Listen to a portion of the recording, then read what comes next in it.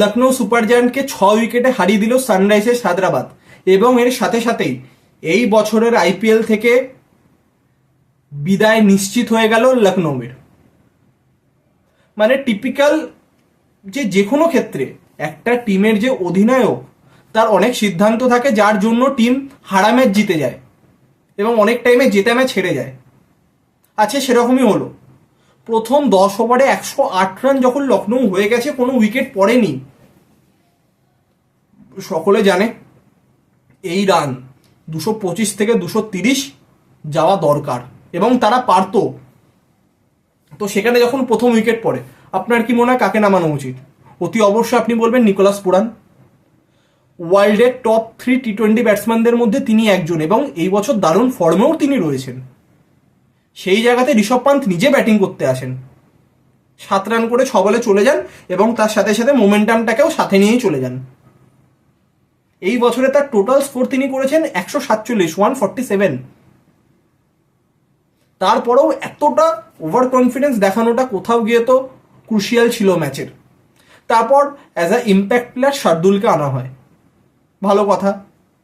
তো ওপেনিং স্পেলেতে বেশি উইকেট লাগানোর জন্য এবছর শার্দুল নিয়েছে, সেই জায়গায় শার্দুলকে বোলিং করতে পাঠানো হয় 7th বোলিং অপশন হিসেবে, মানে মার্করামেরও পরে। মানে অবিশ্বাস্য।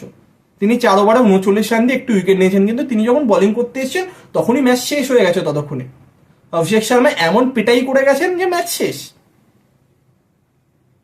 তো এক্ষেত্রে আজকে তার সিদ্ধান্ত দলকে ব্যাকফুটে ফেলে দিয়েছে এবং লখনৌ ম্যাচটাও বাঁচাতে পারলো না, এই সিজনটাকেও বাঁচাতে পারলো না, তাদের বিদায় নিশ্চিত হয়ে গেল। তো প্রথমে টস জিতে হায়দ্রাবাদ বোলিং করার সিদ্ধান্ত নেয়। প্রথমে ব্যাটিং করে 205 করে লখনৌ।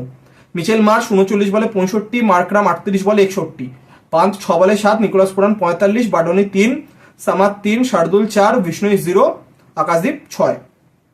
2 উইকেট নেন মালিঙ্গা, একটি হর্ষল প্যাটেল, একটি দুবে, একটি নীতিশ, এবং সেই রান 18 ওভার 2 বলে 4 উইকেট হারিয়ে রান চেস করে না হায়দ্রাবাদ। টাইট করেন 9 বলে 13। আজকে ট্রাভিস হেড ছিলেন না, তার কোভিড-19 পজিটিভের জন্য তিনি ম্যাচটি খেলতে পারেননি আজকে। অভিষেক 20 বলে 59, স্পেশালি রবি বিষ্ণুর ওভারে যেভাবে তিনি মেরেছিলেন। ঈশান কিষান 35, ক্লাসেন 47, কামিন্ডু মেন্ডিস 32 রিটায়ার হার্টেও চলে যান। 2 বলে 5 অনিকেত ভার্মা, 2 বলে 5 নীতিশ। 2 উইকেট নেন রাঠি, একটি শার্দুল, একটি রৌক।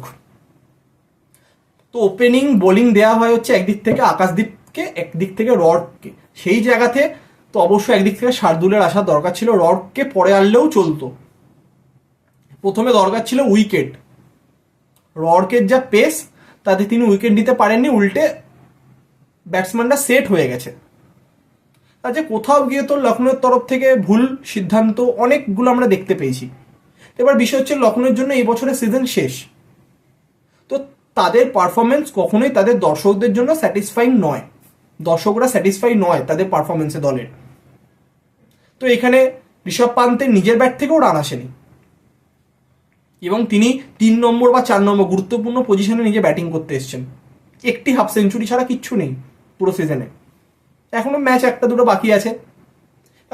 আমরা অ্যাজ আ ক্রিকেট ফ্যান আমরা অবশ্যই চাইবো, এবং তারাও অতি অবশ্যই চাইবে যে যা যা ভুল ত্রুটি এবছর হলো, আর 2 ম্যাচ 1টা ম্যাচ যাই বাকি আছে কোনো রকমে শেষ করে সিজনটাকে শেষ করা এবং সেই ভুল ত্রুটিকে রেকটিফাই করে নেক্সট বছর স্ট্রংভাবে কামব্যাক করা, এটাই তারা চাইবে।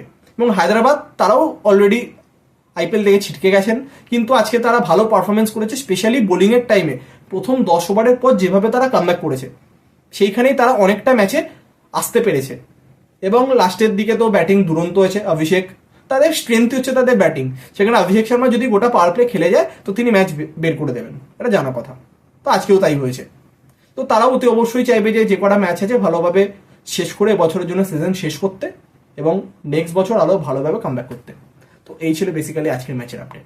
আগামীকাল mega match, Mumbai Indians versus Delhi Capitals. Rohit Sharma প্রথমবার তার নামাঙ্কিত স্ট্যান্ডের সামনে খেলবেন ওয়াংখেড়েতে। হাই ভোল্টেজ ম্যাচ, প্লে অফে যাওয়ার 4th প্লেসে কে থাকবে তার লড়াই। হাড্ডাহাড্ডি ম্যাচের বিস্তারিত আপডেট নিয়ে অবশ্যই দেখা হবে কালকে একটি নতুন ভিডিওর মাধ্যমে। তো এখনকার মতো এতটাই।